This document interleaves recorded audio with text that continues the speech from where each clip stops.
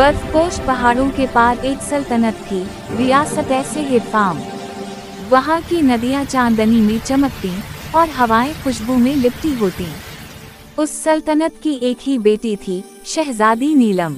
नीलम का हुस्न नदियों जैसा नरम और आंखें नलगो झीलों जैसी गहरी थीं।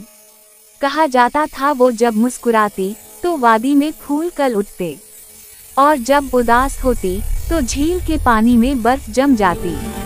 एक दिन शाही काफिला शिकार पर निकला। नीलम महल से छपकर एक घोड़े पर सवार हो गई। वो चाहती थी पहाड़ों के इस पार की वादी देखे, जहाँ किसी ने कदम ना रखा था।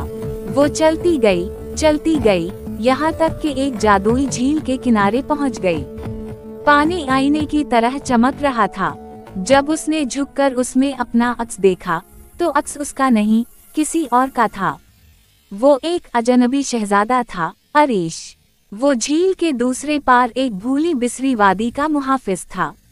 ये झील दोनों सल्तनतों के बीच थी, मगर जादू ने उनके रास्ते बंद कर रखे थे। फिर भी हर रात नीलम और अरीश झील के आईने में एक दूसरे से बातें करते। लफ्जों के बजाय दिलों के इशारे चलते। ये एक खामोश मोहब्बत थी, झील के पानी और चांदनी के दरमियान। मगर मोहब्बत हमेशा आसान नहीं होती। बादशाह सेहर फाम ने नीलम के चेहरे पर किसी अनजान खुशी की रोशनी देखी। उसने नजूमियों को बुलाया। नजूमी ने कहा, जहां पनाह, शहजादी किसी आईने के पार दिल हार चुकी है। अगर उसने 7वें चांद को भी उस झील में देखा तो वो हमेशा के लिए गायब हो जाएगी।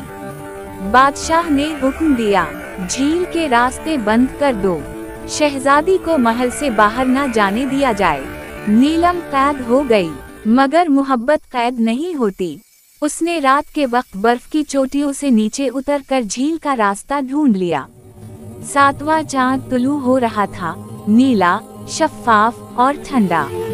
अरीश झील के उस पार खड़ा था, हाथ बढ़ाए। आ जाओ नीलम, जादू टूटने वाला है। जैसे ही नीलम ने कदम बढ़ाया, पहाड़ों से तूफान उठा। बर्फानी हुआ ने झील को 2 हिस्सों में बांट दिया। नीलम के कदम डिगमगाए और वो पानी में गिर गई। अरीश चीखा, नीलम, और झील में कूद गया। फिर खामोशी छा गई। पानी जम गया, झील आईना बन गई। अगली सुबह लोगों ने देखा, झील के बीच एक फूल खिला था, बर्फ में लिपटा, मगर नीले नूर से चमकता हुआ। वो फूल नीलम का दिल कहलाया। कहते हैं कई बरस बाद जब बहार आई, झील पिघली और उसके बीच से 2 मुजस्समे नमूदार हुए। नीलम और अरीश हाथों में हाथ डाले मुस्कुरा रहे थे। पहाड़ों के देवताओं ने उनकी मोहब्बत देखकर जादू हटा दिया। अब वो वादी हमेशा के लिए सब्ज हो गई। बर्फ वहाँ नहीं जमती, ना ही हुआ खामोश होती है। कहते हैं रात को जब चांद निकलता है, झील के पानी में अब भी नीलम की हंसी गूंजती है।